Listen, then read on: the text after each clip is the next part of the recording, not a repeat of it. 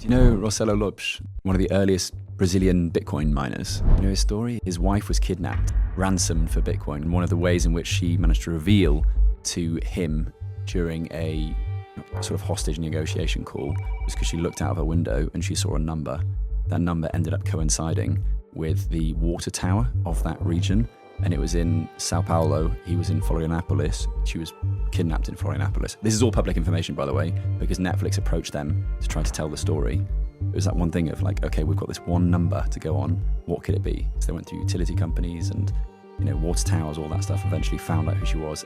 I don't know exactly what it was, but because he told me this over dinner, she just saw this out the window and she said, "Honey, we owe the cake delivery person like 51 reais and 32 cents change." And he was like, "What are you talking about?" She was like, no, we owe the birthday delivery company 51 reais and 32 cents. And they're like, okay, it's 51.32. We need to find whatever that number is in Brazil because that will reveal her location. And then we can try to sort of sell. It was the first call that the hostage sort of kidnappers granted them, because he was basically saying, I'm not going to give you any money until you can prove that my wife is alive. And if so, you know, then we'll negotiate. Joe Nakamoto, welcome, man. Thank you, mate. It's a pleasure to have you. Yeah, it's cool, mate. It's and you're doxing as well. You're well lit. It's me. It's definitely me, and they are cameras and they're filming. So I guess we're doing it now. Yeah, awesome. yeah. Are you doxing location too? Where we are in the world? London only. Okay. Yeah, London. Yeah. Every now and then a guest might let slip where we are, so it's not really a secret. But you know, I don't want to make it easy for people to find me. So you can. I've heard that, for example, Pete's had some problems. Really? With people even coming to his house. I guess you can get that through Company's House or maybe the Ledger leak, because you could find that. I don't really know how they got that, but I guess if you go to Bedford, right? Yeah. Yeah, I mean, you could follow him, but that's like hardcore stuff. But if you're going to go to his house, you're not going to be averse to following him, are you? Right? Like if you're already that far down, and I don't know why people got upset, but there are enough lunatics in the world that you only need one or two of them. But apparently people went to his house to complain about something he was doing in the Bitcoin space or whatever. Like maybe he wasn't pure enough or something on. I don't know the specifics of it. I just remember him actually saying people came to my house and confronted me and it's like, I've got my kids here. What are you doing? Like, this is not online. Wow. Yeah. Yeah. But some people are that far gone. Like, yeah, that's not okay. Yeah. Especially in a place that values privacy and, you know, being able to have that space which is separate from the online world. I mean, you know, like the chances of a confrontation going bad are not really all that high. They're unpleasant, but I don't want to have the confrontation, right? I don't want, why give someone that kind of opportunity? Mm-hmm. And to be honest, if people are really paying attention to the things I've posted over the years, they probably even know where I live, right? Really? How? Well, I've if you're familiar with London, right, yeah, and you follow all of my accounts online, like all of my accounts on Twitter, yeah, it's not that hard. I mean, I know to triangulate, right, a region, at least a postcode. It's not that hard. Yeah, true. That's what geo guessing is all about, right? Yeah, and some people are really good at it. Yeah. I was kind of surprised. I don't want to recount this experience, but I was surprised. I posted a picture at a particular time and someone slid into my DMs and he said, "Hey man, you probably shouldn't do that." I mean, he was doing it in good faith. This was very early on, but I was in probably 400,000, 500,000, 600,000 followers at the time and my DMs were still open. And he said, "You probably shouldn't post sort of timely photos in this way." What are you talking about? And then he went through a process and he walked me through his process. And he said, I reckon you're here. And it was close. Really? It was very close. That's useful to know though, because I've had similar things and I'm always like, I'll upload a YouTube video and people are like, "Oh man, it's so cool. You still in Madeira?" I'm like, nope, was there 3 months ago. I don't want people to know where I am right at this moment. At that moment, yeah. Unless it's a Bitcoin conference, 'cause obviously you're a speaker there or whatever it is. You know that James and Lopes the same. You know, when you're at the conference, it's fine, take photos or whatever. But the second it goes outside of that sphere, I'm not doing live updates or anything. And I don't have much Bitcoin. I mean, I have 0 Bitcoin actually, and yet you're still worried about that potential attack vector. Yeah. So it's it's a scary world out there. I posted a photo in a coffee shop with the street side windows basically bokeh'd. You know what bokeh is? It's a blurry sort of thing where they could make out the building on the opposite side of the street. Uh-huh. And now, how many impressions would that photo have gotten? By the time that person posted a comment, it was probably 20,000 impressions. Okay. So 20,000 people saw it. Yeah. And he fucking nailed the location. Just from coffee cup on a table and a blurred out background showing sort of a fuzzy image of the building on the opposite side. He nailed it. Do you know Rosello Lopes, the one of the earliest Brazilian Bitcoin miners? No. You know his story? No. His wife, it's very similar to this, revealing the location through just one image. His wife was kidnapped in like 2015, sorry, ransomed for Bitcoin because they knew that he had a metric fuck ton of I'm swearing. Can I swear on your pod? Yeah. Cool. I mean, I think swearing's only really sensitive for the algorithm in like the first 3 or 4 minutes. Oh, cool. And then open season. Yeah, it's fine. Great. So yeah, his wife was kidnapped, and one of the ways in which she managed to reveal to him during a sort of hostage negotiation call was because she looked out of her window and she saw a number. That number ended up coinciding with the water tower of that region, and it was in Sao Paulo. He was in Florianopolis. She was kidnapped in Florianopolis. This is all public information, by the way, because Netflix approached them to try to tell the story. It was that one thing of like, okay, we've got this one number to go on. What could it be? So they went through utility companies and, water towers, all that stuff, eventually found out who she was. And finally, what was the number on? A building or something? Just like, I don't know exactly what it was, but because he told me this over dinner in Slovenia, like in November. It's the most amazing story. He'd be a great podcast, actually. And she just saw this out the window and she said, honey, we owe the cake delivery person like 51 reais and 32 cents change. And he was like, what are you talking about? She was like, no, we owe the birthday delivery company 51 reais and 32 cents. And they're like, okay, it's 51.32. We need to find whatever that number is in Brazil because that will reveal her location. And then we can try to sort of save How are they talking? That was the first call that the hostage sort of kidnappers granted them because he was basically saying, I'm not going to give you any money until you can prove that my wife is alive. And if so, then we'll negotiate. Which is, like they say, the first rule of hostage negotiation, right? The writer that does never split the difference. You know that book? I think so, yeah. Is that the FBI negotiator? Exactly, yeah. So he brings that up as well. Like, that's one of the first things you do is to make sure that you, is there breaking news? No, that's fine. Okay. It is a notification, but it's not. I was going to say, has this affected your ability to be completely up to speed? Oh, yeah. News? Oh, really? Yeah. Ah. So I need to do some things in the background. Mm-hmm. So I want to build a bunch of things. I'm looking for sponsors right now. So one of the things when I engage with sponsors pre-show, like I was saying, some of them, all of them were very interested. Yep. But not many wanted to take the leap before I launched. Like they want to see data, and it's fair enough. But once I get some good sponsors on board, I want to build a bunch of things that will be very good for breaking news and very good for the community as well. How does having 1 million followers not mean automatic, like, yeah, we'll sponsor you? Honestly, like, sorry, you know what we did? No chance otherwise. No, what I did was I took a bunch of metrics that said, just on Twitter alone, these are the sorts of distribution numbers that smaller accounts are getting. Mm-hmm. If we only took those and priced them even at a discount, this is kind of what we're looking for. Yeah. And they were like, I think it's a hard internal sell pre-launch. Mm-hmm. And that's fine. They'll just have to pay full price after the launch. So that's fine. And the Bitcoin price will probably be higher after launch as well. So look, I'm very I'm very confident of the success of this podcast. Okay. We've got 2 million followers to launch this to.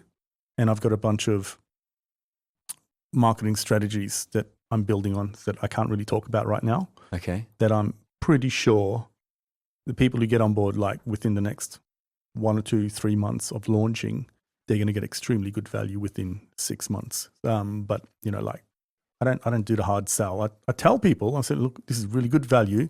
I know that it's a leap of faith because there's nothing in the market in terms of my podcast yet, but this is what's going to happen. And if they believe, then they're the right sponsors to have on board.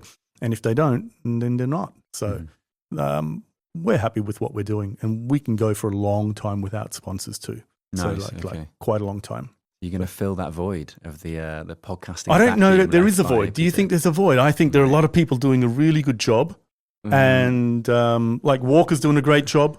Yeah. Who else is out there, like kind of newish on the scene? Well, there's Danny has taken over. Danny's doing a fantastic job. Yeah, I really like what he's done. Stefan still does techie Bitcoin podcast, very useful. Especially Stefan Livera. Yeah.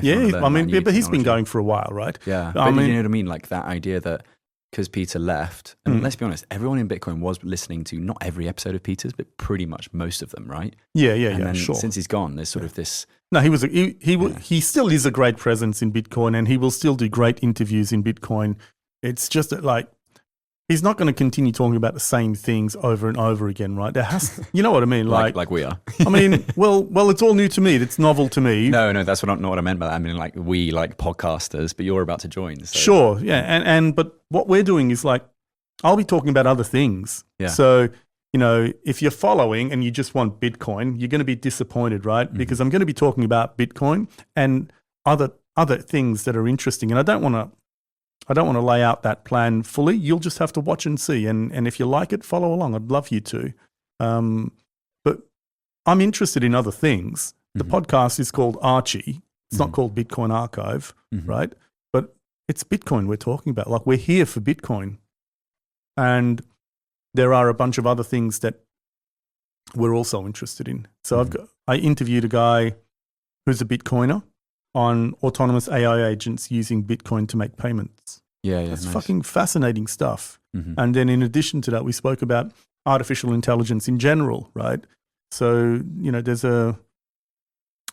a coalescence of artificial intelligence and Bitcoin, not just from a commercial, technological point of view, but also from a business model point of view, right? In terms of how some of these agents will operate.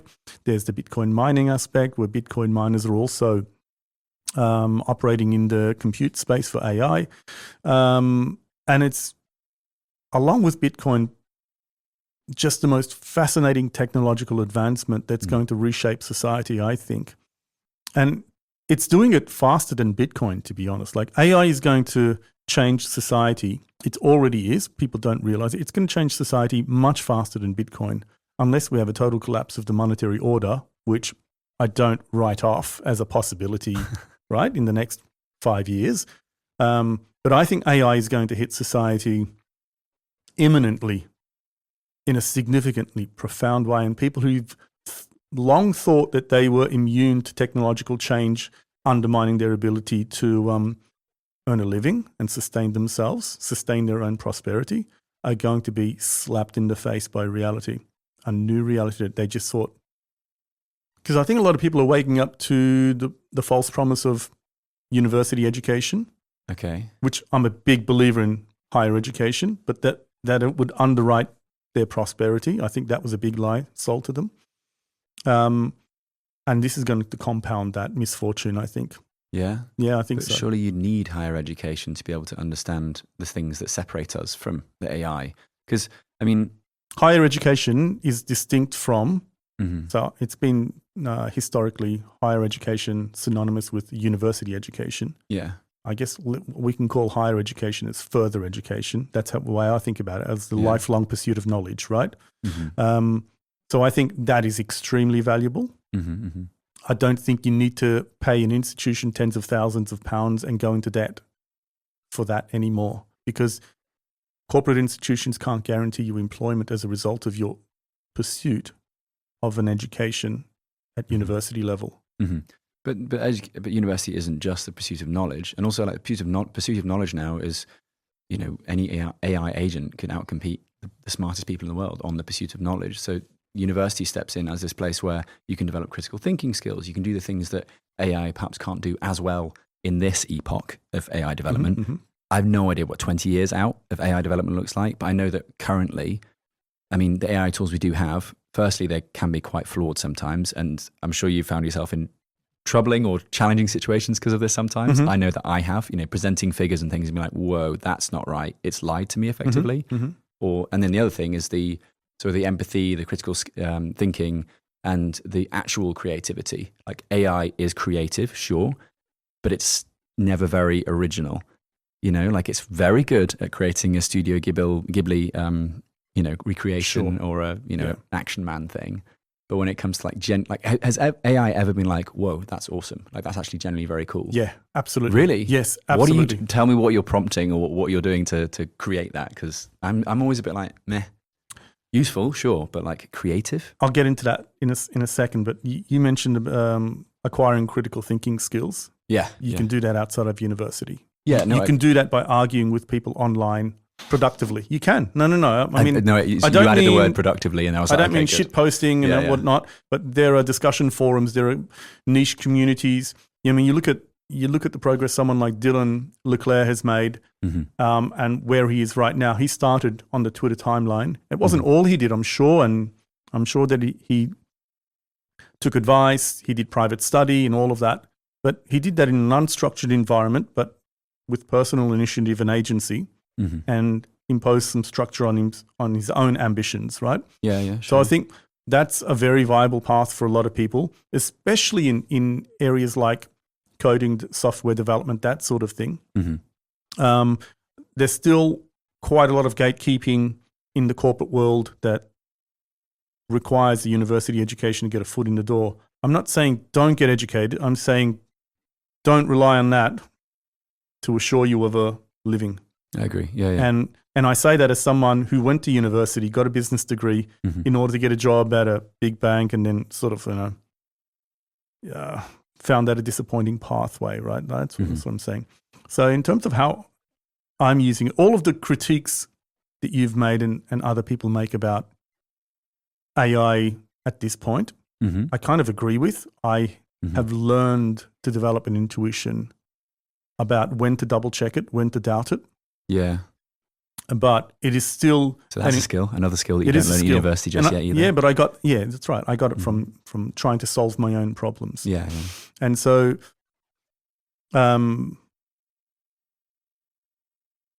developed that intuition for it, I'm able to guide it towards problem solving much more productively, right?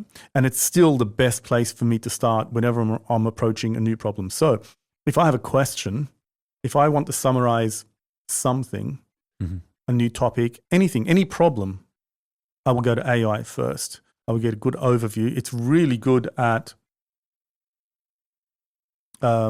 using standardized, structured knowledge bases. Yeah. But when you want something that's up to date, it does create hallucinations. If you want, say, summarize today's Bitcoin news, it will give you like news from 3 weeks ago. Yeah. It will sometimes make things up when it's citing sources. It will be like a hallucinated ghost link, right? So these are sort of minor technical issues. But in terms of helping me solve problems, helping me understand new topics, it is my go-to. In terms of productivity, like, I don't know, creating charts and tables and things like this.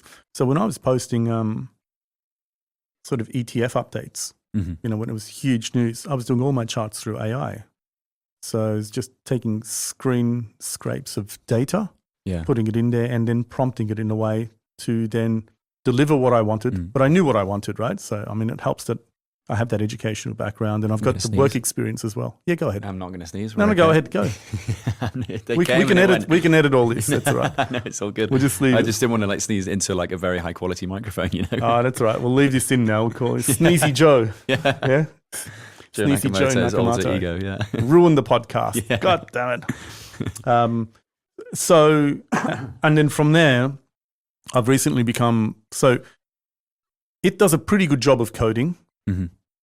I know a lot of experienced coders use AI now, various AI platforms for at least 50% of their coding. Yeah. And that's not to say that it doesn't have its shortfalls and inaccuracies and whatever, but it takes an experienced eye at the moment to be able to guide the AI in a direction that gives the user the best possible outcome. But it's much faster. At the moment, it's kind of like a time saver, right? It does a lot of things really, really quickly that would otherwise take hours, days, sometimes even weeks of work in the space of a few minutes and a few prompts. Yeah. That to me is very valuable. So that's how I use it. And I'm going to build, so I'm not a person with technical knowledge, but recently I started experimenting with one of these development platforms just by prompting it to like build no what code, I want. No code. Yeah. It builds the code. Yeah.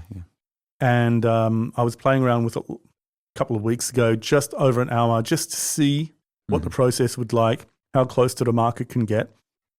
I was encouraged. People like Reid Hoffman, LinkedIn founder, said the same. He literally just wrote, clone LinkedIn. And he said, I was blown away by the prototype that it developed. And so it's prototyping for now and simple stuff for people who are not technical. You can do that. But it's like Google, right? Google's a fantastic platform. But have you ever seen the search commands people type into Google? They're just well, like how people use Google. Yeah, it's not the most sophisticated way of interrogating a search engine, right? They're really, really basic shit. And so most people are not good at Google. Yeah. Those people are not going to be good at prompting AI either. Yeah. Right. But presumably the people that are not very good at using Google are probably not doing, I don't know, I'm going to sound higher end. Well, like, you know, work. I didn't want to generalize and like almost comes across as snooty, but you know what I mean? They probably don't have a very high level of education anyway, and maybe not a high level of literacy, and maybe they don't have a high level of computer literacy either, because there's a lot of things required to be able to prompt accurately and well. And the first thing is you've got to be able to read very well and write very well, right? And we forget where we are in terms of like the top 0.1% is going to become even more sort of elite in a way, whereas the rest of the world that doesn't have access, you know, if you can't read and write in this new era, where are you going to be? I think it's going to elevate people who are really strong who have really strong conceptual skills and very creative people, and those who are highly technical as well. It's going to elevate them way beyond, because they're going to be like 10x, 100x more productive than their mediocre cohorts, right? But that was what the internet did. You know, it's just a repeat of the internet in a way. It's a repeat of any other new sort of technological innovation, is that those that have those skills ready to equip are going to advance so much faster than those that didn't. I wonder if the internet did that or it was an equalizer. I think it brought the bottom up. The internet brought the bottom up closer, right? Because it made information available. So information used to be in siloed, right? Yeah. A competitive advantage, but it made information more readily available. So anybody who wanted to catch up based on the access to information was able to do that. This is the theory, right? But I think that in practice, you know, like we should be more widely read. We should have better critical thinking skills. We should be more knowledgeable than any of our ancestors. And yet, to that point of, we've brought the bottom up. Do we generally think that the bottom of today, of 2025, is more widely read and more well-spoken? I don't know. Just maybe more, it's not so much the bottom as more of the middle closer to the top. I think we've become more homogenous and we've become more mid and more just, we're not having incredible, you know, debates and ideological sort of like jousting in the pub. Most people are talking about the same old things over and over again. And I wonder when this great creative epiphany and when we're all going to be sort of like super cultured. And also on top of that, when are we also going to tolerate different people's disagreements and, you know, having different opinions on things? Because, you know, if we look at the culture of what we just lived through the past 5 years, if you disagreed, you were automatically labeled as someone that isn't, you know, worth talking to. And with that came a lot of disrespect. So why aren't we there now that we do have democratized information, now that we do have, you know, AI bots and the ability to learn and swat up about anything in 5 or 10 minutes, you know?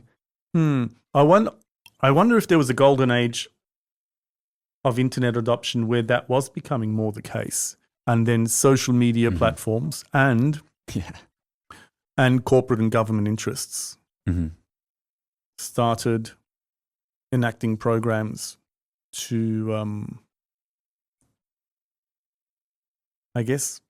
to modify human behavior or to push it in a certain direction. Corporates, at least the social media platforms, wanted to be driving engagement, and that's through polarization, right? Polarization and forming bubbles, and that occasionally clashed with one another. Yeah. So you're getting people who are less exposed to different ideological viewpoints.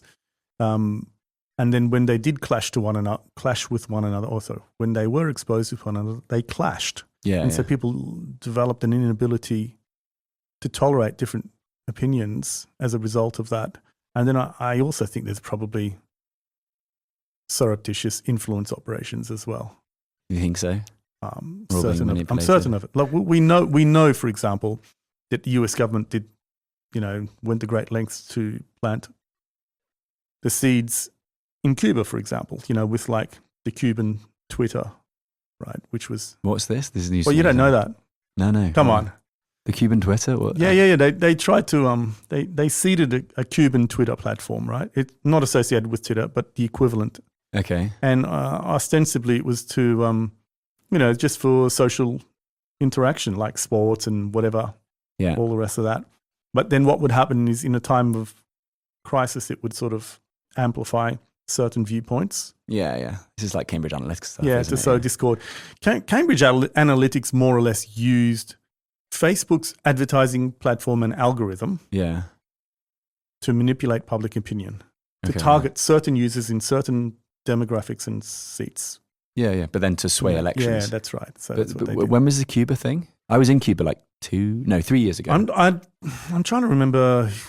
When you say seeded, like they funded the development of it? Yeah, they did. Yeah, and the funded development and the launch ostensibly as just this sort of social media platform. That's a smart play. I think that may have been part of the Sir Ed Snowden revelations. Oh, really? Yeah. Okay. So the interesting thing is,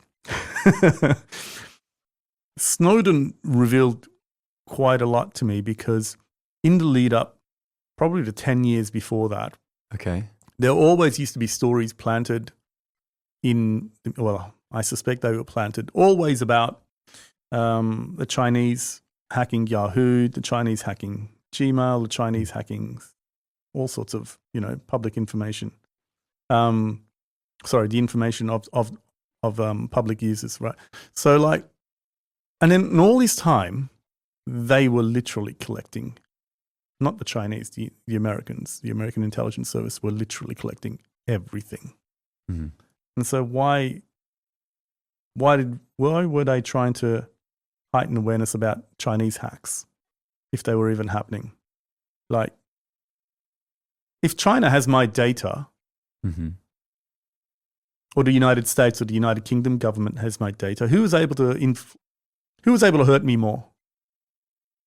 If you're in the UK, which we are, then the UK government absolutely. How can China hurt me if they've got access to my data? If they sell it on to people based in the UK, but ultimately it's based on the UK government and their influence, and therefore the corporate interests that come with that, isn't it? So, but until you go to China, in which case then it's... Yeah. Do you think they'd do anything if you went to China and you would say like an outspoken critic of China or something? No, I went to China 3 weeks ago. So, did you? Yeah. What was that experience like? Amazing. Absolutely amazing. I mean, I went to Hong Kong last year, which is, of course, part of China. I don't want to get you cancelled in case you do go to China. It's very much part of China, everyone. And I made a video that was where I made a video about crypto scams. And because there's the whole L2 Bitcoin scam thing going on at the moment. And while I was there, I went across the border to Shenzhen because you can get like a 1-day visa on a British passport. So I went over there and went to Shenzhen, had dinner with the head of the Shenzhen newspaper, which sounds like a small thing, but Shenzhen's the population of the UK. Not the UK, sorry. Shenzhen's probably the population of like London and surrounding area. And it was quite an eye-opening experience. And I was a bit like walking around looking over my shoulder like the spies are going to get me. Did you have that sense that really? Massively. And so I was like, okay. Is that your paranoia, or did something set that off while you were there? So there were a couple of interesting touch points just in that first foray into China. One was that in the train station, the workers had been like doing some digging or something, replacing something on the I don't know, electricals in the floor, and they just left their tools there was just a little cordon around it, but it was like expensive, nice power tools on the floor, just left there overnight. And I was like, you'd never see that in the UK. And then I looked up and I was like, oh, of course, it's because there's like 400 cameras just in this hallway. So if anyone steals it, then, they're going to be found pretty quickly. And then, the general surveillance thing, you notice it a lot. There's these giant sort of teardrop cameras in lots of public spaces, which do like 360 tracking. But it went back there this year and did like 4 cities across China and met an English friend who's married a Chinese woman and spent a lot more time sort of ingratiating myself in the culture. And it was amazing. It's a very cool place to be if you're a tourist. But I'm also a journalist, right? So 2 weeks before, I scrubbed all mention of journalism and like Joe Nakamoto journalism off my social media profiles because journalists can't visit China. And is that so? Yeah, man. At all? You are allowed to if you get the authority of the Chinese government. Right. But if you turn up there and your profession is journalist, you're not going to get a visa on the spot. And now they've opened it up to 10-day visas for Brits to just walk into the country, right? It's like it's easier to get into China than it is to get into the US. So obviously the Chinese government doesn't know who Joe Nakamoto is. I don't know if they tied it to my identity, but they could work it out, couldn't they? Yeah. So it was a bit. I was a little bit nervous, and then once you're in there, it's brilliant. And yes, like China's got its own debt crisis and its debt bubble and all that sort of stuff, and the real estate is collapsing. But at the same time, the experience in terms of there's no homelessness, there's no drug use, there's every Uber you get into, or DD as it's called there, is an EV. Everyone's super polite. The food's amazing, abundant, cheap. Not the architecture, but the skyscrapers everywhere is just incredibly impressive. And the trains run on time. They're fast and clean. So clean, mate. It's honestly like it blew me away. And sometimes when things are too orderly, it can give a sense of dystopia. Yeah. But did you get a sense of that, or No. did you feel like this is actually quite a nice place? Chongqing is dystopian because it's like this giant cyberpunk concrete jungle. Its population is greater than that of Australia and New Zealand combined, and yet, had you heard of Chongqing before today? No. Exactly, and it's just like it's crazy. It's kind of like a giant Hong Kong. That felt odd, but it's still quite manageable. Whereas in Kunming, it was quite strange because in the parks there were still cameras, but a lot of the time you're wondering, okay, is that camera even on? Is it just in like in London? The CCTV, a lot of them aren't apparently on. So there's that at the back of your mind as well. But it's like a panopticon jail. That's the whole point of a panopticon, right? Yeah. It's like to make sure that you live with total uncertainty about being watched, so that your behavior is constantly modified accordingly, right? Yeah. Otherwise, you could sort of modulate your behavior according to when the guards turned around or when the camera was pointed away or something like that. Yeah. But like the point about does it feel uncomfortable to be there? I met with some Bitcoiners in China. Chinese Beijing. Bitcoiners? Well, they were expat Bitcoiners. There was 2 Chinese guys in the mix as well, but they were expats who've been in Bitcoin for over 10 years now. It's not illegal to have Bitcoin in China. It's illegal to transact with Bitcoin. This is what the BBC often misreports. Means of exchange. Exactly, yeah. So you can't pay for things with Bitcoin, but you can own it. Like you can own gold, for example. Yeah, I might have done. I might have paid for things in Bitcoin. Okay. I might have done. Fucking radical, Joe. You're such a... Lock me up. But yeah, the guys I met with, they've been in Bitcoin for a long time. They knew the likes of CZ, and they helped with the founding of OKX. This is quite OG expat Bitcoiners in China. And I asked them this same question. And I was like, how was your COVID experience, for example? Weren't you locked down? Didn't you have to use QR codes to get everywhere? And they're like, no. Like in moments, within weeks of the lockdowns happening, fake QR codes were going around. Like people were sharing details of other people, and there were ways to sort of circumvent the system. And they said there was sort of like freedom in there being so many rules that, like when there are so many rules, it's almost absurd. And so you have this sort of weird freedom within that chaos. That's kind of what they were framing it as to me. As in there were so many rules to ignore that it didn't really matter? Yeah. Is that what you mean? Kind of, okay. Yeah. And so they really sold it to me. And, these guys, a lot of them have Chinese spouses. So that's sort of why they settled there. Some, of course, left it to Taiwan or to, I guess, Hong Kong. There's slightly more freedoms. But yeah, people are going to probably comment on this, be like, "Oh, you're a Chinese shill or something." Of course or you are. You're Yeah. paid. You're not allowed to say anything positive about any country except for the one you live in. Yes, exactly.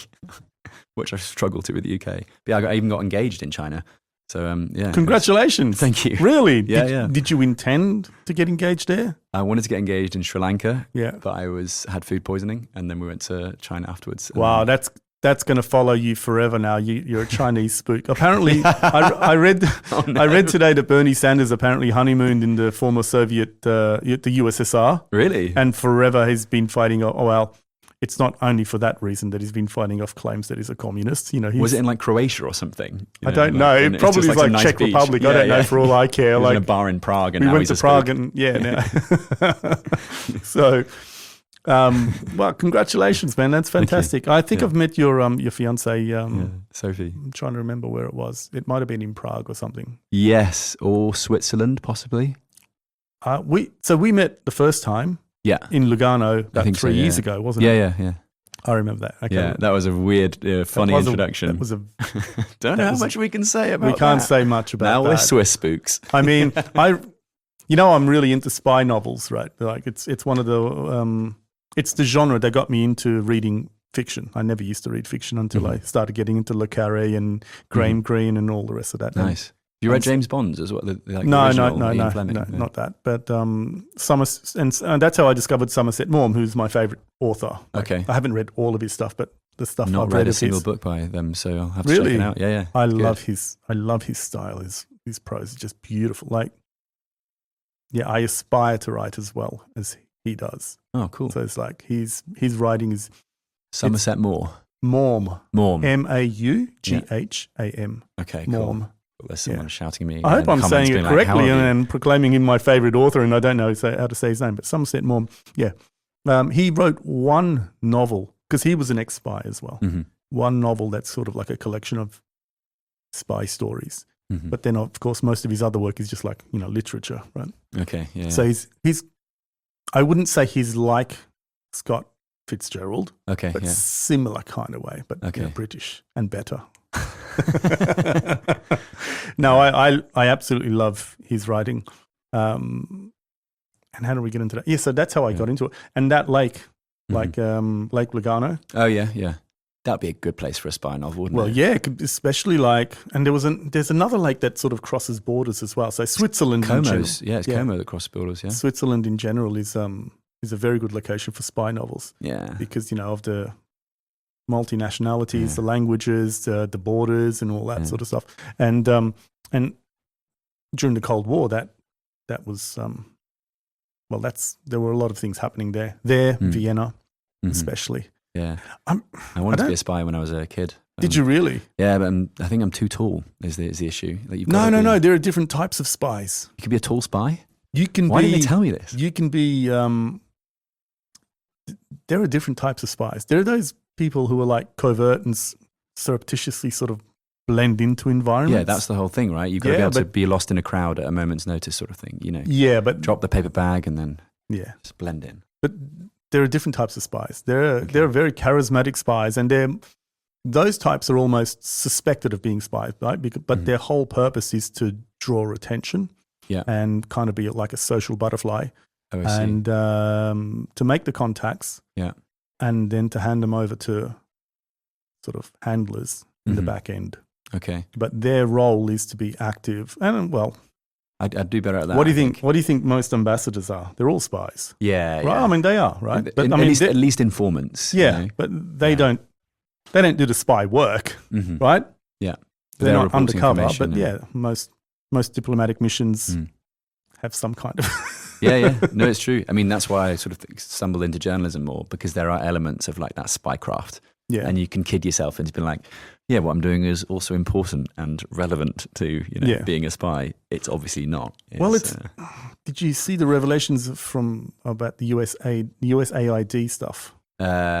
Some of them. Not after a while. You're like, yeah, it kind of makes sense. But like it's been greeted as though it was a huge surprise in the United States. Like, what are we really doing that? But you go to any kind of developing country. Yeah. Right. Any kind of government program from the United States, France, United Kingdom is almost always greeted with like a very healthy dose of skepticism and an understanding that essentially this is it might be helping some people with one hand, but with the other hand, they're actually an intelligence or some kind of attached intelligence operation. Yeah, or soft power. Yeah, or, you know. always. Yeah. Soft power would probably be the least Mm. nefarious thing attached to those operations. But sometimes they're outright. Like that's what happened in Afghanistan when they got bin Laden.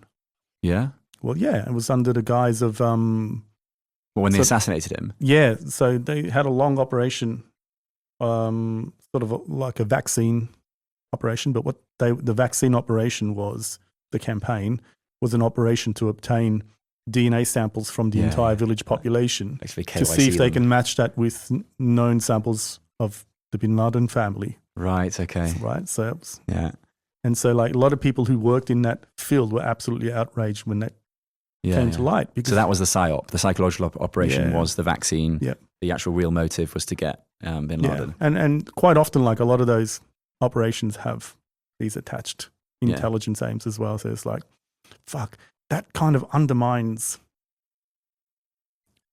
the effectiveness of any kind of aid program when you go into a country like that, because now everyone's going to be reluctant.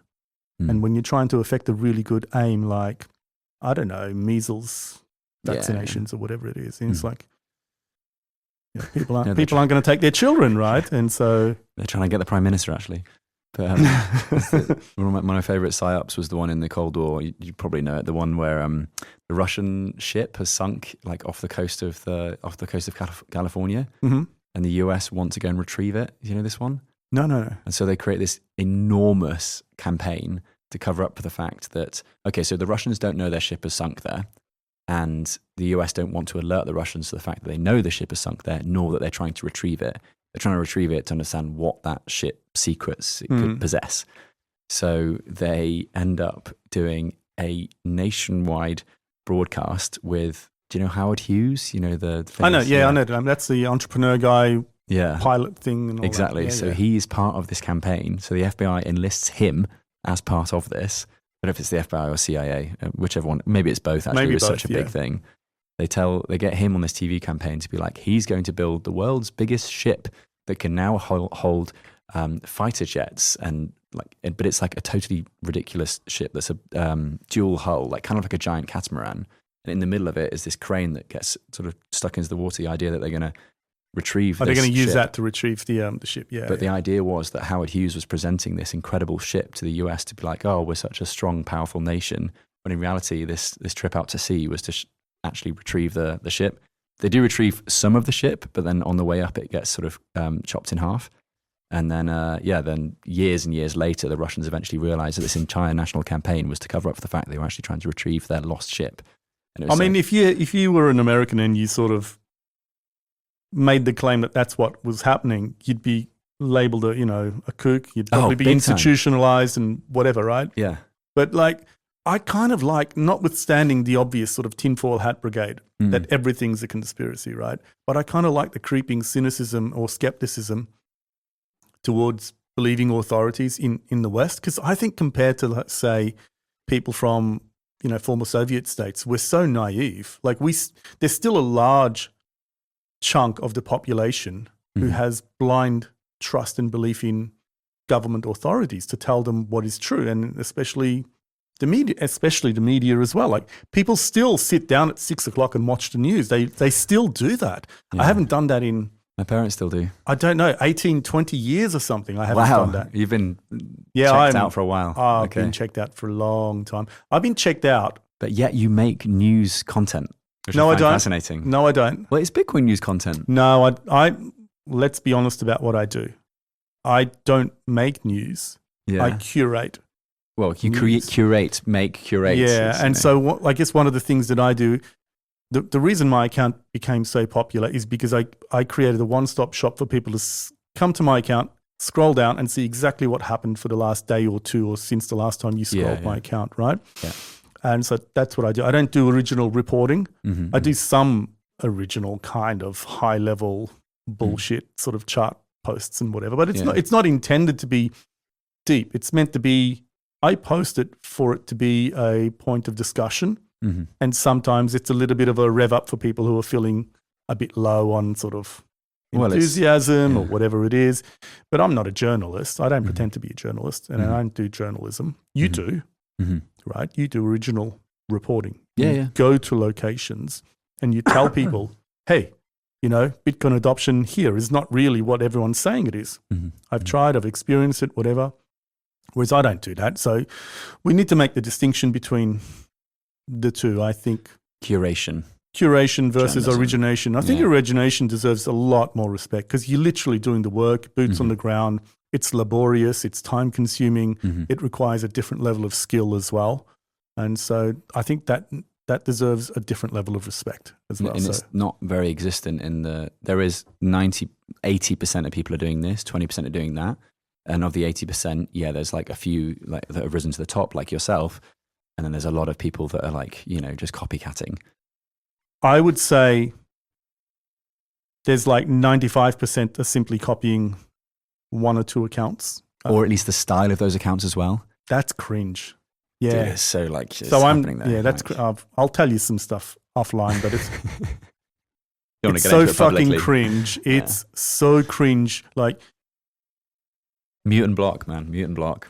It's basically an admission that you don't have a personality. Yeah. You have no interesting way of communicating. And you're beholden to what someone else posts for your own personality because you don't have... It's very corporate. It's very corporate and it's very KPI driven. Yeah. And it's what happens when you work for a company. The company just looks at how many followers did we get? How many impressions did we get? You must be doing a good job because you're matching or exceeding whatever. I know you don't want to name names, but I'm going to name names. No, we don't have to. Bitcoin Magazine and Cointelegraph are very guilty of this. I'm going to say this. I'm independent. I don't care about that. Okay, all right. You don't have to agree with me, but I'm just going to... That is what they're doing all day. And it's so frustrating because you whip people into this frenzy of stuff that doesn't actually matter either. And on top of that, there's no voice, there's no personality. You might as well be an AI bot, just summarizing it each time. Yeah, not naming names, but I think what happens is like, it took me, look, I'll put my hand up. The first 2 or 3 weeks that I was doing this, I was not really sure of whether my account would be anything. I was just testing it. And I was emulating documenting Bitcoin, right? Yeah. But I felt so cringy doing that probably about a week and a half into it. I'm like, what am I doing? And then I'm like, okay. Then I just sort of lean into finding my own voice and then injecting more of my personality into it. And, when you see people literally copy that, it's like, and then almost become a caricature of that. You're like, fuck, can I have my own personality back, please? Like, you're not even doing a good imitation of that, Yeah. It's like, how can you wake up every day knowing you just imitate me? It's kind of like going on stage and doing stand-up and like, my whole shtick is to just imitate Eddie Murphy or, like, you know what I mean? It's a high form of flattery though. You should be flattered. I would like to flatten some people, honestly. It's like... On documenting Bitcoin, I thought he was Dan Held for a while. Who? Yeah, documenting Bitcoin. Dan Held. Okay, yeah. Well, that's a good answer. A good reaction, by the way. And then I met Dan Held and was like, that guy is not documenting Bitcoin. You don't think so? No. I have Dan two Held suspicions. is not a nice guy. Documenting Bitcoin is like... Seems a nice guy. Yeah. He's very reclusive. My two theories are it's a Bitcoin Magazine associated account and it was Pete Rizzo doing it. No. You don't think it's Pete Rizzo? I know Rizzo enough to know his voice, and also he's too, he gets bored too quickly with things. Okay. He was a Bitcoin historian for a bit, he was a Bitcoin editor for a bit, now he's doing his podcast, he'll do something else in 3 months. He's a high, what do you call that? Hyperactive? Like with ADHD? Not ADHD, no, not like when you're with him, but he's very... He needs stimulus, he needs challenges. He's high performing, Well, he's an intelligent guy. I met him, I've spoken to him a couple of times. Yeah. You know what I mean? He needs and documenting Bitcoin has been very consistent in creating very similar content for 6 years? And he has a good sense of history. Yeah. He doesn't really do commentary all that much, but the few things he has commented on, I go, oh, he's obviously been around as a Bitcoiner for much longer than me. Do you have back and forth with him? Like you're in his DMs? Not really. We've replied to me twice. We've had a limited exchange, but he's kind of almost like a reluctant person to engage. Yeah. And I'm like, okay, like I respect that people want their own space or whatever, but sort of I'm open. Like my DMs were open until like 1.1. I had 1.1 million followers. Really? Yeah. Were you But surely there were too many to actually read. Most of them, well, it's easy to be dismissive of sort of scam messages because you recognize them instantly, right? Mm-hmm. But in terms of like people within the Bitcoin space, like to message me and sort of make a connection to hardly anyone. Oh, right. I reckon. We've been DMing for 3 years. Yeah, I'd but say. hardly anyone. I can say nobody, but hardly anybody, right? Yeah. And so like, especially of the people who were established, like you were making a name for yourself. Trying to, still am, yeah. No, well, you were 3 years ago, young journalist back then, Joe. Now you're a seasoned veteran, but you know you have. I don't know how long you've been in the game for. Like properly, I'd say 2020 started. 2020, so, okay. Oh, that's 5 years. Like, whoa. Yeah, so we got in around about the same times because I first invested October 2020. Oh, right. And I started this in 2021 January. You're almost identical to Sailor. Yeah, almost. Like within weeks. Yeah. I think 2 or 3 weeks apart. Yeah. So, you know, he's gone on to invest many billions, and I've still stayed on the same amount. So. And all those buys sub 10K, holding up all those buys over 90 and 100K. Mm-hmm. Love it. Yeah. No, I've been trading Bitcoin since 2019, but all of those trades would have been much better if I just held them. Yeah, so many cases, many such cases, as we say. I was buying Bitcoin like 3K, 2K, 4K, just selling it at 6K, being like, I'm a genius, doing it again. Yeah. And selling spot, no leverage on just regular Coinbase, not even Coinbase Pro where there were like, cheaper fees. I didn't know what I was doing, but I was like, this is how you make money. So you didn't even juice up the winning trades to like, yeah. I was doing it in like the evenings and like weekends. Like I thought it was like, this is beer money, And then I realized when I got myself locked out of a wallet with added a passphrase on top of the 24 words and then forgot the passphrase and was like, are you kidding me? I want to bang the table. Did you really? Yeah. You've got to make these mistakes to learn from and realize that you don't have to make the mistakes. Sorry, Joe. That's true. You don't have to make them. You can learn from someone else's mistakes. It's true. You can learn and heed warnings. Yeah. Encountered all through the community. I didn't consume podcasts back then. I'd read maybe one Bitcoin, but I think I'd read The Internet of Money. That's kind of what like got me over the line. And then I set up my hardware wallet and was like, I need the passphrase, don't I? Yeah. And you go to log in and you're like, what's the passphrase? Well, that's the interesting thing is because I wish I had more headspace to read more, do better analysis, like really in-depth analysis, like the sort of thing that I would do if I wasn't full on busy all the time. Mm-hmm. And it's like, I haven't read all the books. Mm-hmm. I've read a couple of books. But by the same token, do I need to read all of the books? As someone who's read all the books? No. Okay. I've read more than 21 Bitcoin books. I stopped counting at 21. Okay. Just how sad is that, by the way? Yeah. How sad is that? I don't want to disparage any of the authors because it takes a lot of effort to write a book, and I think anyone who's written a book, congratulations. Like I think you're playing your part in educating the public. I think it's fantastic. Mm-hmm, mm-hmm. But let's see your top 5. Top 5 Bitcoin books? Yeah, in no particular order too. Just 5 worth reading. Yeah, Seventh Property by I've just blanked on his name and he's going to kill me. Seventh Property? Yeah, it might be the 8th Property or 9th Property. I'll look it up. No, I'll look it up. Blanked on his name. We were messaging recently. Okay, next. Yeah. Well, do you want me to explain why or just... Yeah, because it explains, firstly, like the quotes about Mike Tyson and Michael Jordan at the start of some chapters are quite fun. And he's just a really nice guy as well who I have a lot of fun with. And Eric Yates. So he's going to kill me for me forgetting his name, but remembering his you're book. tired. I'm very tired. You've been all around. I don't think we follow each other, do we? Eric Yates. Okay, I'll follow you, Eric. There you go. He's a good lad. Okay. So also he comes from a financy background, but really gets the sort of Austrian stuff as well. Yep. But it's accessible, easy to read, and the fact that it's sort of millennial friendly with some of these quotes makes it fun. Next up, I wouldn't actually include Bitcoin Standard in this because I don't find Bitcoin Standard that useful. If you've read the Bitcoin Standard, I imagine, yeah. Like I don't find the latter half as useful. What it's really good at is explaining the history of money. Mm-hmm. Like I studied economics at university, and there's one module on history of money which doesn't touch on like Safe's explanation of it all. He does a great job. Okay, Joe's critique. If we take that the first half is it's worth buying that book, in my opinion, for the first half. Yeah. Even if you don't like the second half. Yeah, but anyway, I don't want to. Sorry, it's fair. your review, not mine. Fair. I would do The Book of Satoshi by Philip Champagne. So he's been in Bitcoin since like 2012, like quite hardcore libertarian. He basically he basically manages to sum up Satoshi's voice in this book, and it helps you to explain what the history of Bitcoin is and how Satoshi was. Is it Champagne like the French? Yeah. Philip Champagne. Yeah. Again, I might have butchered his name, in which case, sorry, Phil. He's since run other books, but that one's the best one. He's now updated it for 2025, and it's really quite good. Number 3 would be The Block Size War by... again, I blanked on his name.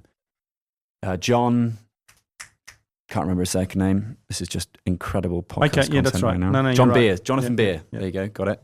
So that'd be the third one. It is what the name would suggest, Block Size War. But for me, that was the book that fully orange pilled me, and I went like properly all in after that.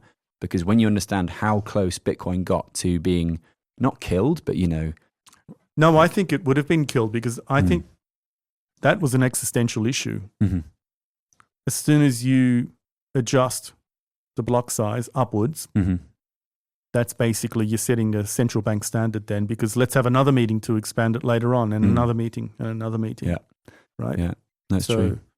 I think you do that once, and it's always going to be on the agenda, because they really slammed that door shut.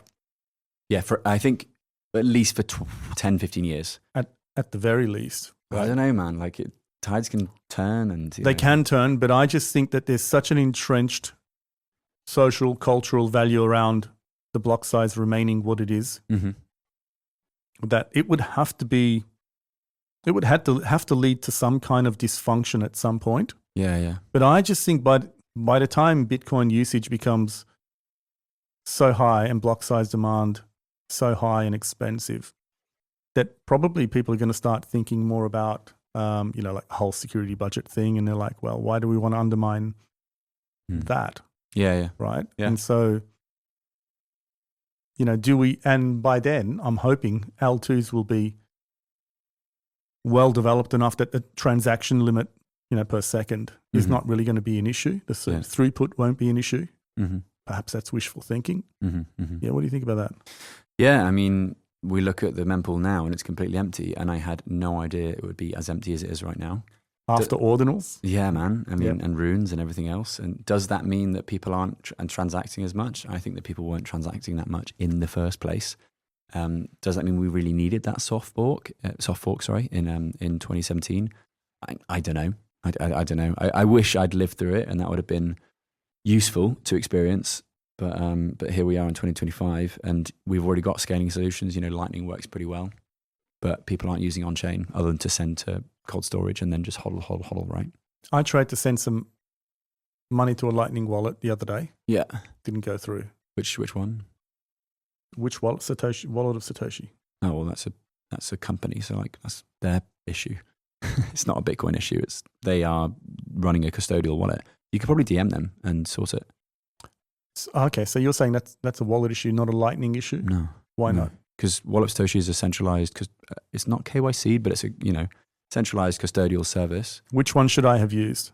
I don't want to tell you what to do with your money. But no, you're not telling me what to do with my money. You're giving me a wallet recommendation. There you go. So I like to use Phoenix and I like to use BitKit, and they're both non-custodial. For my custodial KYC'd, like this is definitely Joe's money and the government knows it, I use Coin Corner, but also because Coin Corner speaks to my ring, so I can easily do an LN URL withdrawal to pay for stuff. So I could pay you with my ring right now if I wanted to. What's your ring? It's a Bitcoin ring. So this talks to my Coin Corner wallet. That's not an URA thingy. No. That's a Bitcoin ring. Yeah. So I can pay for stuff with this. Like you can do it right now. If you're on Wallet of Satoshi, tap receive, type like 1,000 sats, and do it as a receive 1,000 sats. And I think the labor of typing in 1,000 sats is worth 2,000 sats. There you go. Inflation is real. So, all right, if I go in there and I write, oh shit, I've got to reverse that, don't I? So, for anyone listening, he's now typing in 2 million sats. So then you tap scan NFC. Scan NFC. Yeah. And I just go like that. I don't know what NFC. What iPhone is this? 14, 15, or 13. I don't know. I just bought it, and I don't really pay attention to what model it is. About 13 Pro. So you just received 500 sats from my ring. Yeah. Okay. I have questions. Yeah. So that's connected to your wallet. Is there a limit on what it can pay up? What's the security limitations? I have set a limit, yeah. Okay. The reason why I've got it connected to Coin Corner, a centralized custodial KYC thing, is because it works every time without fail. You can connect it to LM Bits and do it all yourself and do it non-custodially. And I tried it and I had like a couple of challenges. I'm not at all concerned about, because I'm not spending that much with Lightning, right? Yeah. It's literally like, okay, I'm in a place where I think I can use it, like at a conference or maybe El Salvador, Lugano, or whatever. And I'm like, I just want to pay. I just want to use Lightning Wallet and pay, right? And so if I put 500 quid there, do I care? No. Right? I don't care, right? The toxic maxis on Twitter care though. Well, I mean, good for them, but it's not for them to tell me how to use my money, is it? Well, that's exactly what I mean about if they're toxic maxis, they're libertarians and freedom maximalists, right? Absolutely. That's exactly what they are. Yeah, that's definitely what they are. Yeah. But yeah, I can't remember what we're going to. There was you have something to say, Joe. You have a little bit more to say. Let's just expand on that. On the ring, or I feel some tension on that topic. Oh, the toxic maxis thing. Yeah, go on. Oh, mate, it's just, you're a public figure, so you can relate to this. It's just that thing of you're doing your best with the tools that are available to you, and we're obviously both Bitcoin advocates. We both think this is the future of money. We both live by that as well, in that, you curate content. You spend hours and hours and hours. You've given up a lot of time doing this, and you've become a go-to source for information. I do a similar thing where, I also create content, and that's something I've dedicated hours and hours to. Over the past 5 years of doing this, we've both shown our intentions to be quite good. We're not trying to mislead people, take advantage of people, exploit anything. Sure. And yet still 4 years is a decent track record of not being a scammer, right? Exactly. Okay. And you'll still get these basement dwelling fucks who will literally spend their entire time trying to catch you out on the tiniest thing and trying to paint you as something which your entire, we're also human, so we're naturally going to make mistakes sometimes. And maybe sometimes we shouldn't have paid for something with fucking wallet of Satoshi, and maybe I'm sorry that I onboarded a brand new person to Bitcoin to a custodial Lightning wallet. But there's also an element of get a grip, go out in the real world, and just go fight the fiat system. Stop fighting people who we're on the fucking same team of. Yeah. Hold us to account, sure, but don't be a dick for the sake of just likes. And there's loads of accounts like this where you're like, why are you attacking me? What is the point? And then you're like, I guess it's engagement. Right? I've become inured to all of that, to be honest with you. Yeah. And, the first pile on, I don't even remember what it was about. Maybe it'll come to me. But, sure, you get that sort of fight or fright. Come on, motherfuckers sort of thing, right? But it's all digital. And you're like, who am I fighting? I'm not fighting anybody. But just there in your room. Yeah, the instinct is the same, right? And you feel, well, at least I do, if someone attacks me, I have the instinct to fight back. But actually, you don't have to. All right, especially online, you don't have to. You can ignore it, and the more you engage with it, the more it becomes a part of you. The more it becomes a part of your psyche, your thoughts, and you're spending energy and bandwidth on thinking about how to counteract that as if it matters to you. And if you focus on it, it does matter to you. But if you don't focus on it, you know what happens? It goes away. Yeah. Right? Yeah. My favorite way of thinking about that is Twitter is a river, right? Right. Your timeline is a river. If you stand on the banks of the river and you pull in a bucket of water, that water stays with you. If it's shitty, dirty, soiled water, now congratulations, you've now got smelly water sitting right beside you. And it's the same thing with your timeline. If you see turds floating on your timeline, and then you go and pick it up, you engage with it. Yeah, congratulations, now your hands are soiled and you're engaged in it and all that. So you don't need to. Twitter is a river. The timeline will keep sort of rolling away. And I guarantee you, if it's a massive pile-on, right, it's over within 24 hours to 36 hours. Can you resist the temptation of not getting engaged with that? And I assure you, you will feel so much better for not having done that. And I found the first time that that happened to me, I'm like, oh yeah, and I've calmed down, my adrenaline went down, and my impulse to smash someone's face has disappeared, and actually I'm not even thinking about it anymore. Like within 4 or 5 hours, sort of, I was over it, and probably like if it happened in the afternoon, by the night I may have checked a particular tweet, and then it was over, and I just forgot about it. And it just goes to show, like, you've got the ability to shine a light on shit, or you shine it towards sort of the things that you want to achieve. And I just focus on what I want to achieve. And especially with my account, I think there is an impulse online to pile onto people as a form of bonding with other miscreants and misanthropes, right? That I do sometimes do. You do? If you see a Christine Lagarde tweet. Yeah, but that's all right. Like, but that's what you're saying. That's legitimate, yeah. But that's what you're explaining. Like, we're bonding over the fact that we both and we all do think it. of That's right. We do it as Bitcoiners, but there are limits. There are limits to it, right? Yeah. And perhaps some people view us that way. So there are concentric circles of misanthropes, right? Yeah. It's just depending on how concentrated a misanthrope you want to be. Yeah. And whether or not, everyone's got to make the call if it's worth it. I find it's utterly worthwhile just getting in the habit of ignoring it. And what happens is, as soon as you start seeing things, you instantly recognize them for what they are, and you just let them go, and you move on easily. Yeah. No, I was very guilty of getting involved in every argument and caring, really caring. And then you're like, why do I care about this like idiot online? And then after years of it, I'm very quick to mute, and then after a while, I'm very quick to mute, block, unfollow. Because the other thing is, as your account develops prominence, gains in prominence, you have the ability to shine a light on certain bits of content and posts, whatever. Yeah. And so if you engage with it, what you're essentially doing is you're bringing the spotlight and shining it onto that misanthropic post, and then bringing all of your followers onto that. Whereas if you left it alone, I don't know, the 400 followers or 300 followers of that idiot, probably 20 of them will see it. Most of them will just keep scrolling by and not even give it any attention. So quite often, like, once you start getting an account of 10, 15, 20, 30,000 in size, you've got to develop the awareness that, oh, actually, I do have some power to bring attention to this, and that's what they're hoping for. To what extent is it responsibility? Like, do you feel like you have a responsibility now to guide the conversation into certain areas? Oh, that's an interesting question. I tend to stay away and stay out of. So technical discussions, 0. Right. Because I don't hold expertise in that. Ethics, a little bit.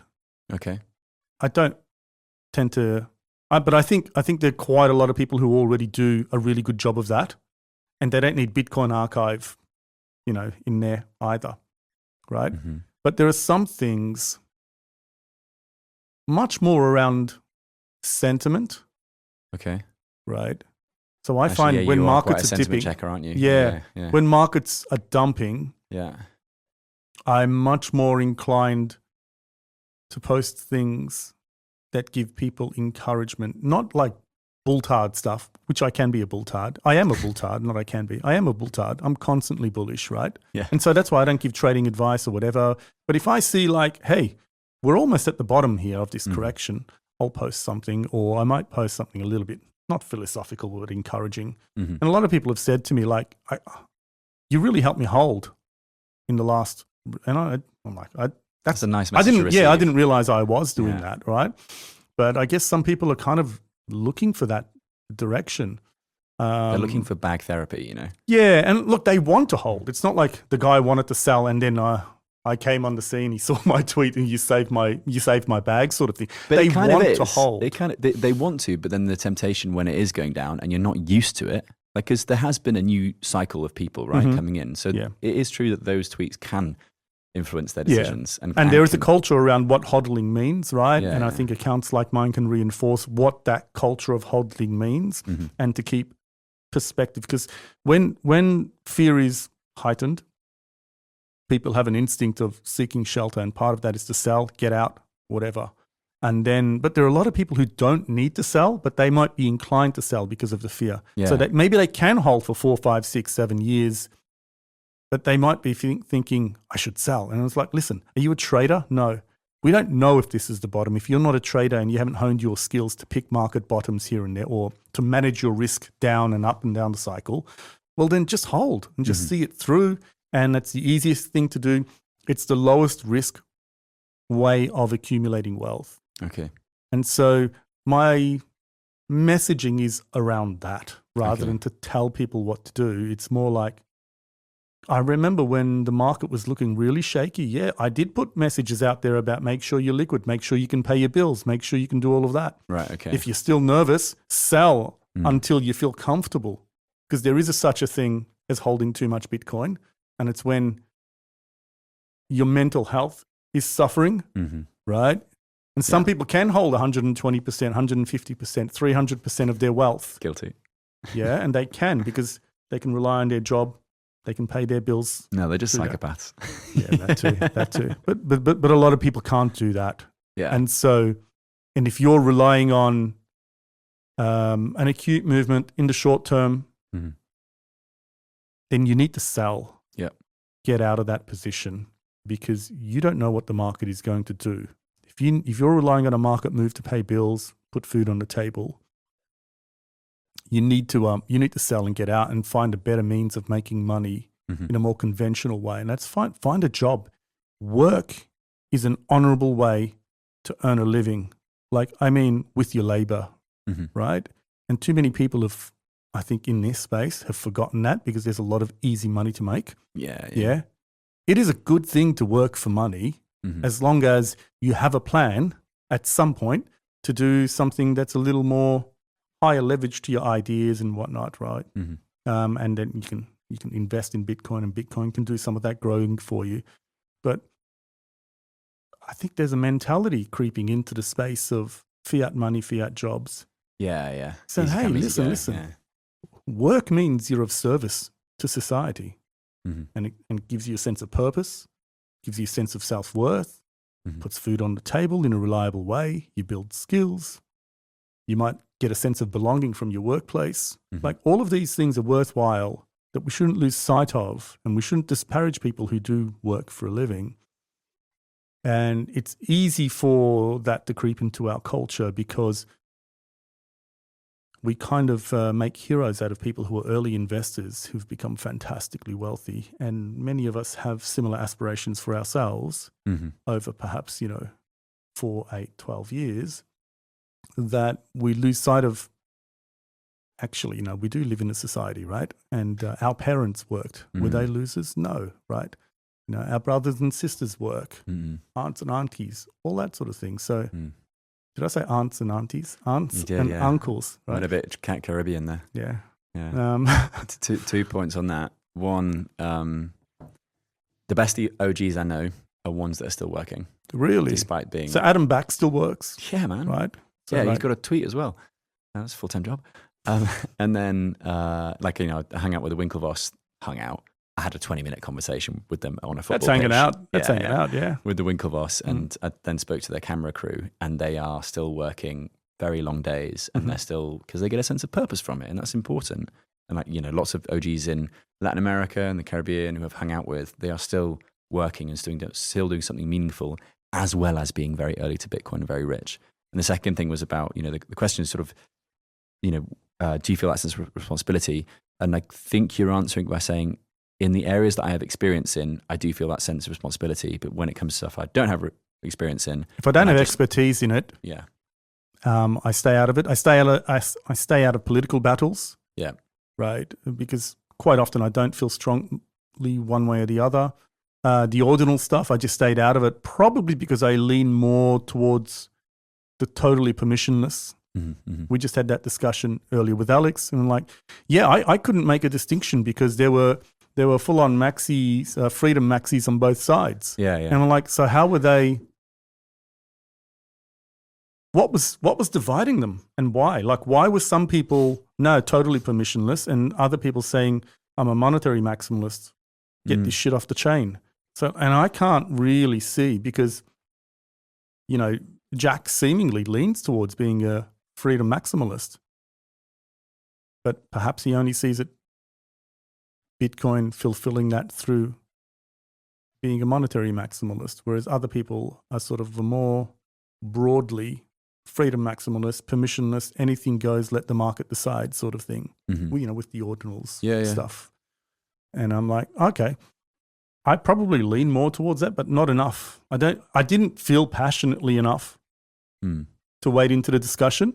Yeah. And I'm not going to LARP just for the engagement and pretend to be, so passionate about something like a lot of people do, right? A lot of people try to LARP as technical experts and they don't know. They're just rehashing what they've heard other people say. And I'm not a technical expert. I want that discussion to be had unhindered, unpolluted. And I want, I want to hear it too. I want to see how it works out. I don't want to pretend I am something that I'm not. I couldn't live with myself. And I think it's a clown's act, right, doing that. Yeah, yeah. You know what I mean? It's like, come on. And there's no bullshit in our community. You get found out and you should be called out if you do that. Yeah, but at the same time, there are lots of people who've definitely scammed the community quite a bit, have been found out and continue to scam the community.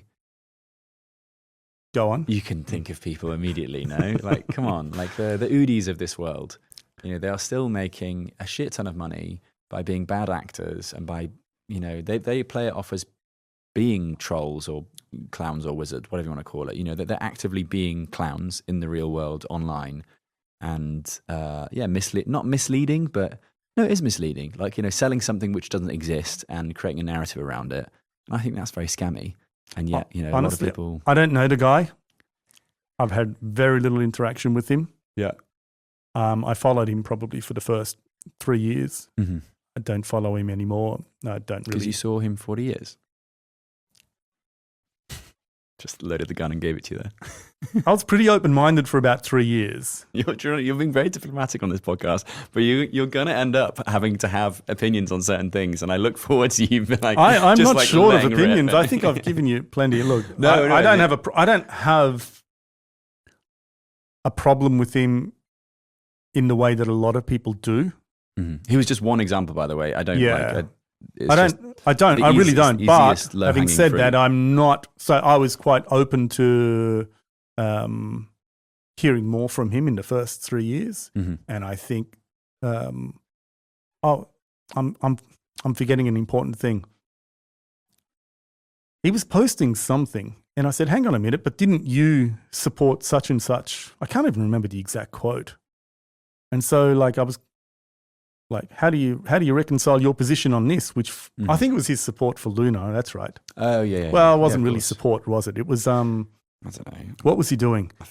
He was baiting Bitcoin maximalists, right? Feel like because what happened was in the collapse of Luna, it sort of dipped, and everyone not dipped. It depegged. Oh yeah, and everyone was sort of piling on the Bitcoin as it's going there. And then when it sort of went up a little bit again. Yeah. He was sort of like going, haha, you Bitcoin maxis. Do Kwon trolled me what about do you know that. and all that sort of stuff. And then it totally collapsed. Yeah. Do Kwon was trolling me about that. Yeah. Like genuinely trolling my Twitter. Really? Being like, you're a fucking moron, like Cointelegraph's a shit rag.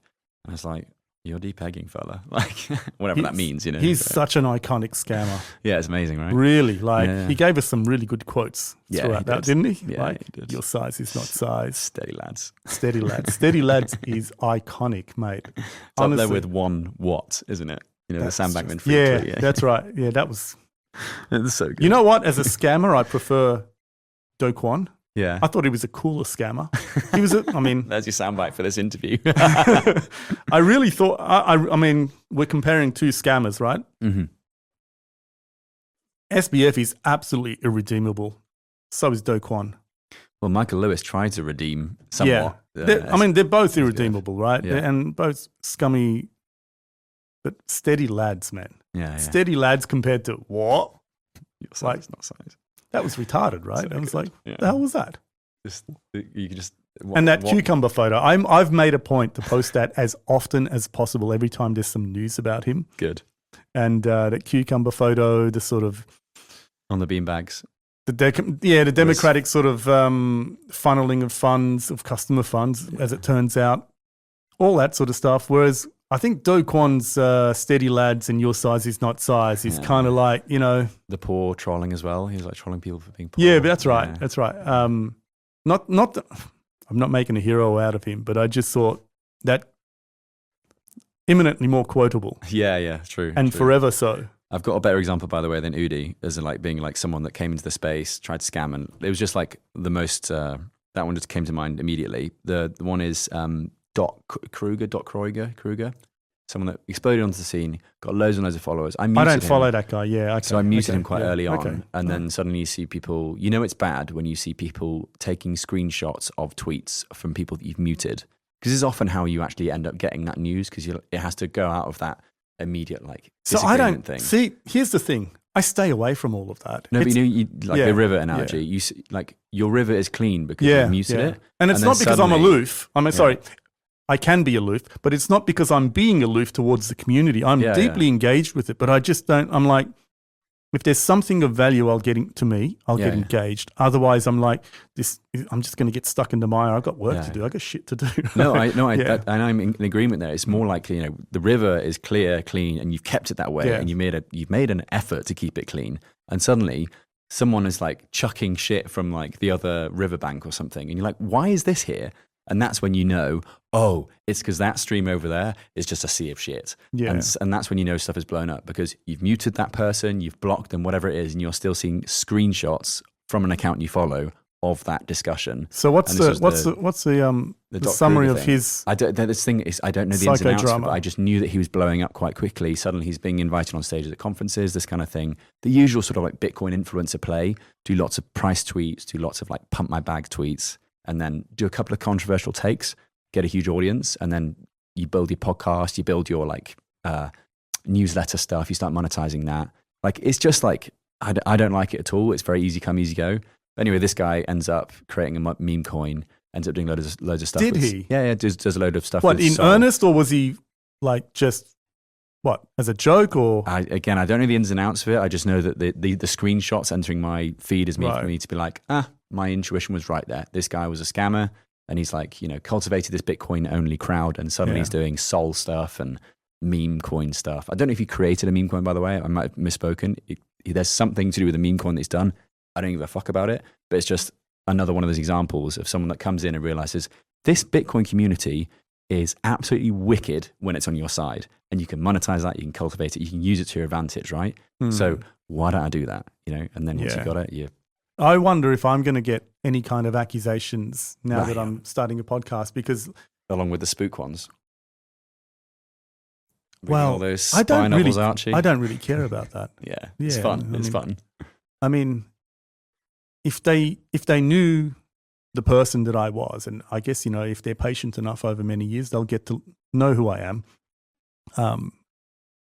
Whatever accusations they make will just seem more and more foolish as time goes on, because like, I don't intend to hide my personality or my beliefs on the podcast, right? You can see we're just talking shit, right?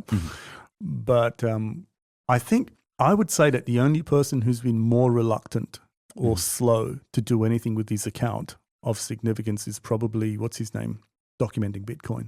Who's literally done nothing. I mean, I haven't even detected any kind of partnerships or anything that he's done.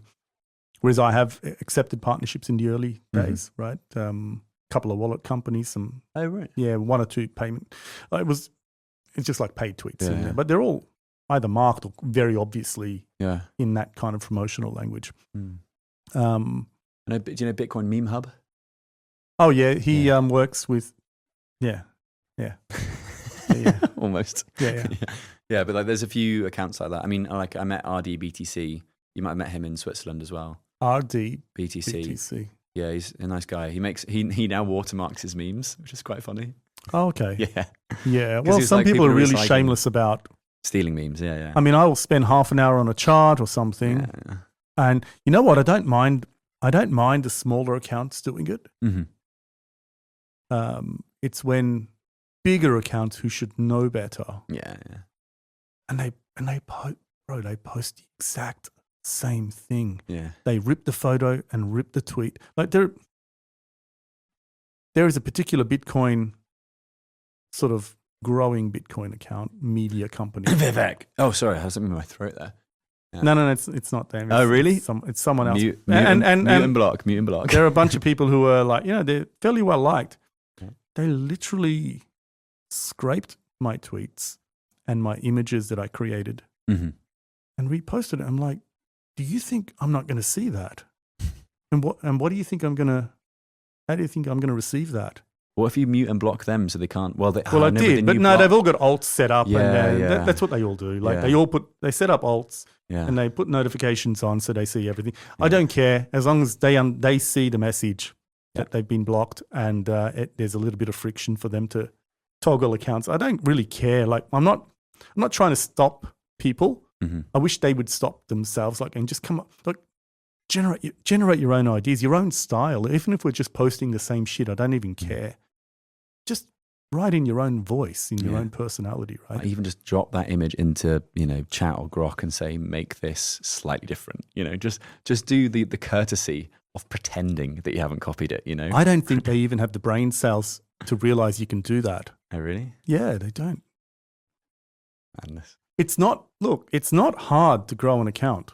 Mm-hmm. It's a formula, and you need persistence over a long period of time, right? So well, I was very if you lucky. have that style in mind, yours had a specific style in mind. But if it's just more of a life or lifestyle account, like Joe Nakamoto is a persona that is this online, Bitcoin advocate. Like I'm in my personal life as well, but I try not to show much of my personal life online. And, I like to keep that private. Same. Yeah, so but like that, creating that as like a lifestyle thing, I think is harder unless, Rizzo's the classic example, right? Rizzo had maybe like 30,000 followers around this time last year. Oh, okay. He becomes the Bitcoin historian and he gets to 100K in a year. Then he goes and now he's got, I can't remember what he's rebranded to. He's but he has put in the work. In a much more concerted effort. Yeah, he's made a much more concerted effort to post content in a repeatable way. But that's exactly my point. He went from being Rizzo, the Rizzo life, Bitcoin life, to the Bitcoin historian. And that almost gives you like this, I know I'm going to get from their account on a daily basis, therefore I'm going to follow it. And if they're consistent, they keep it up, which is why the likes of, yourself documenting Bitcoin Mag, Cointelegraph, you go to them because you expect that thing. Mm-hmm. And so I think that would also be another way of approaching it. Like even with the likes of like the Bitcoin Mag Twitter profiles, they're just doing, oh shit, 5-2. Yeah. I should get a plane to Switzerland. We need to wrap this up. Yeah. Look, we could talk for hours easily. There's no problem. We hardly touched on a whole agenda of things that we could have spoken about. But thanks. I want to thank you for coming in. I've been telling every guest who's come in so far, especially the early guests. I really appreciate your support coming in because we've built the studio and we don't want it to just be a vanity project. We want it to be actually something useful, and it's always good when we can have a live in-person discussion. I think it's always more fruitful and more enjoyable as well. So thanks for coming in. Thank you for your work. I think you do fantastic advocacy work and on-the-ground reporting that, there aren't that many people who do that, right? And it's really important to shine a light on some of the things that you find in your experience. Otherwise, we're all just going on assumptions. And that includes perhaps, Bitcoin adoption not being quite as ubiquitous as some people claim on the ground. Oh, big time. That's because, we need to know these things, right? Yeah. You'll give my regards to Max and Stacey tomorrow, right? You've got them on tomorrow? I hope so. You hope so. Very good. I hope so. Good. Thank you, Archie. It's been a pleasure. And I feel really bad that I don't like leaving things unfinished. And I said 3 books of the 5 recommenders. I'm going to say them really quickly. Okay, go on. 4th is Bitcoin Billionaires by Ben Mezrich, and that's about the Winklevoss twins. It's very fiat, but it's easy to understand. And the final one is Price of Tomorrow by Jeff Booth, which isn't really a Bitcoin book, but it is. Okay, so we're going to edit that and make it a clip with your 5 recommended Bitcoin books. Make sure we leave in the part where I get Eric's name wrong. Okay, his name. We'll do that. Yeah, it just adds a bit of character. Yeah. Thanks. Good luck with your pursuit here. It's a cool studio. Great Anytime location. you're in London, standing invitation. Let me know, even if it's, we're just catching up on what's happened since the last time we've had a chat. I should talk about my work next time, shouldn't I? Yeah, we will. We talked about spy novels. The thing is, the reason why is because we've got a bit of time pressure today.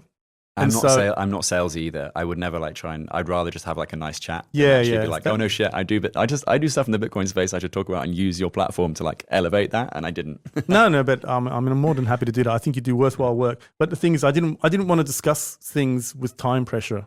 Yeah, Like, you know, I didn't want to get too in depth into some of the things that you're doing with time pressure. That's why I invite you.